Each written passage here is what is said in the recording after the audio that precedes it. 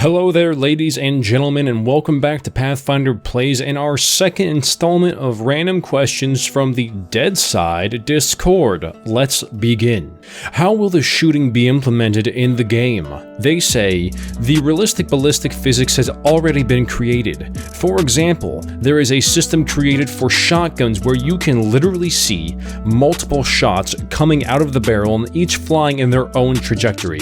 Upon contact with softer materials, which a bullet can penetrate in real life, the bullet will diverge from its course and lose its kill potential. It means that when going through a thin wooden wall of a shed, you can cause damage to a character behind this wall. At the same time, when going through a tree, the bullet will be moving on another angle, thus losing most of its energy, which as a result will affect the damage you might have caused otherwise if you hit a character behind an obstacle.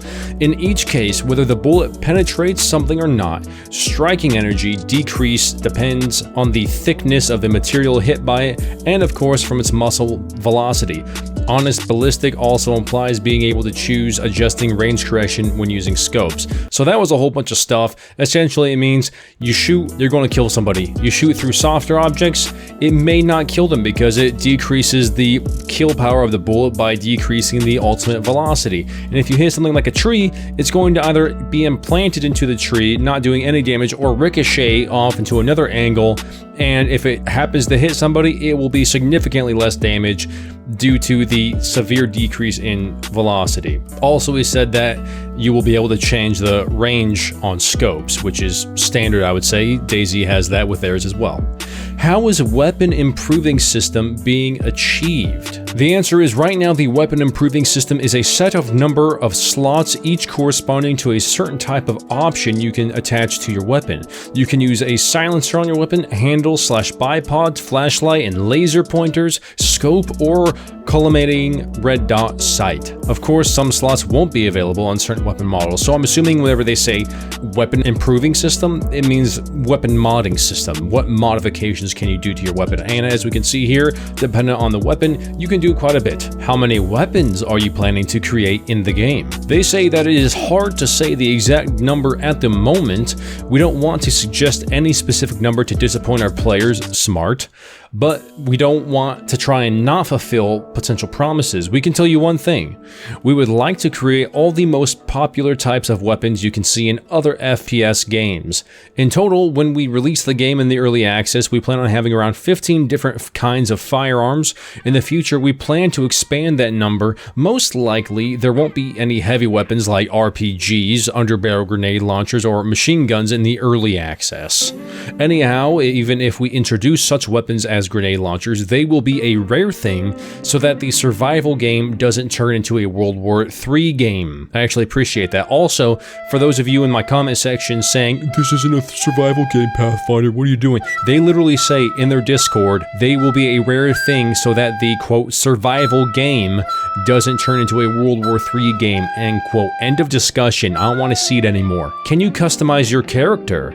At the beginning of the game, you will be able to choose a face for your character and race. So far, for each race, we plan to have 1 or 2 ready-to-go samples which you can't choose during the game. You won't be able to change details like the width of the cheekbones, thickness of the nose, and so on.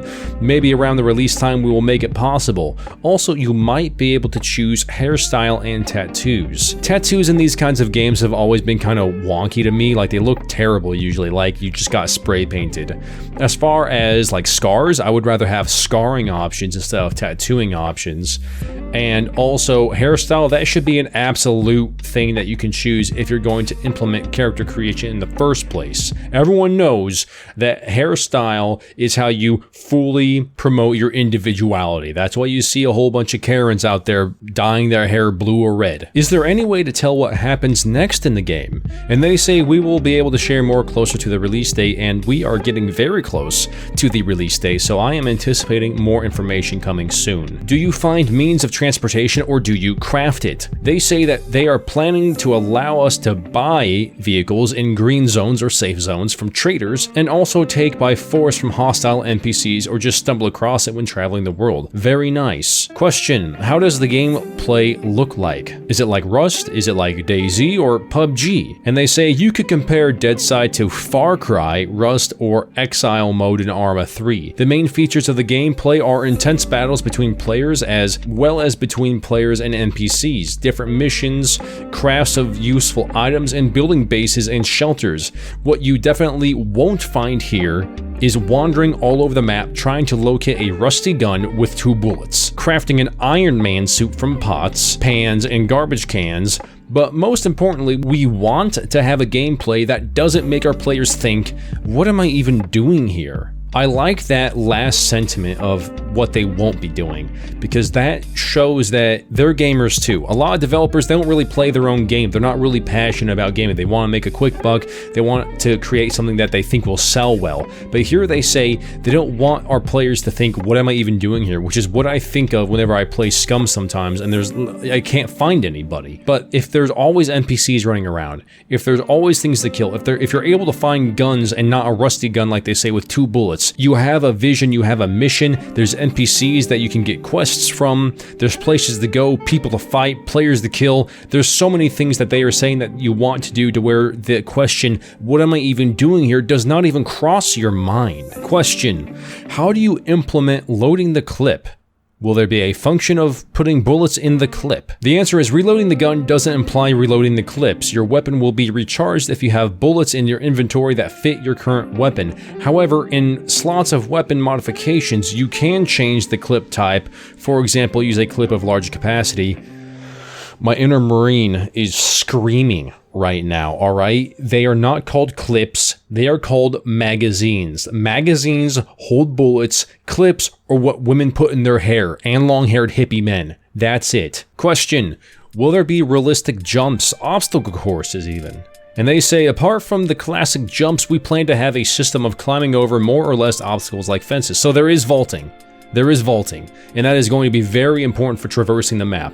Thank goodness. Will there be a change of day to night? Yes. That's always been kind of iffy to me, right? Like, nighttime in these games, which I think it should be implemented for realism. I've never seen anybody do it exactly right, because a lot of times on these kinds of games, nighttime comes, people log off because either one, it's too risky to use a flashlight or a glow stick in order to see anything, because you'll just get sniped from somebody hiding in the forest like a freak, or they just log off because they don't find it as fun. So hopefully they'll be able to implement nighttime pretty good. Will you be implementing blood pressure, cold temperatures, frostbite, and will injuries be visual? And they say visualizing injuries from firearms will be implemented in a classic way by showing blood where the bullet hit you. It is possible that all the other injuries will be visualized on your character as well. As for blood pressure, cold temperatures, frostbite, no, we don't have plans to implement them. We want our player to be focused on a dynamic gameplay and not following a bunch of weird parameters that often will just distract you from the game instead of enjoying it. Once again, that sentiment about wanting the players to enjoy the game and the dynamic gameplay instead of focusing on unnecessary and distracting elements for the sake of some subjective sense of depth shows that they are really interested in what the player thinks about their game and having a genuinely good time. They get that if the player has a good time on the game, they're going to stay, and I appreciate that. This question was actually asked in my comment section in my last video. How do you implement bases, shelters, if you have any? Do you plan on having tents? And they say, we see bases as some sort of outposts, which is a low-rise building or a group of fenced-in buildings. We don't want our player to be building wooden skyscrapers, which will just ruin the atmosphere of the game. We hope to have 2 types of stashes, random ones generated by a server at any point in the world, and stashes made by players which you can try to rob. In one of our development vlogs, we will tell more about breaking into said stashes. Tents will be solely for masking and atmospheric function.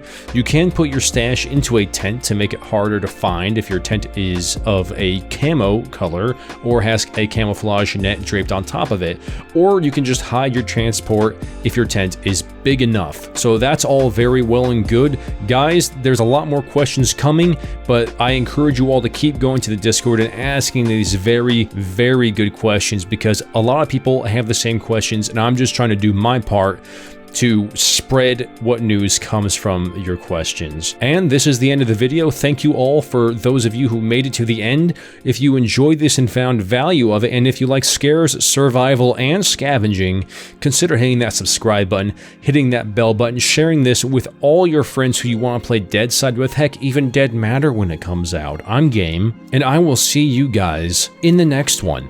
Path out.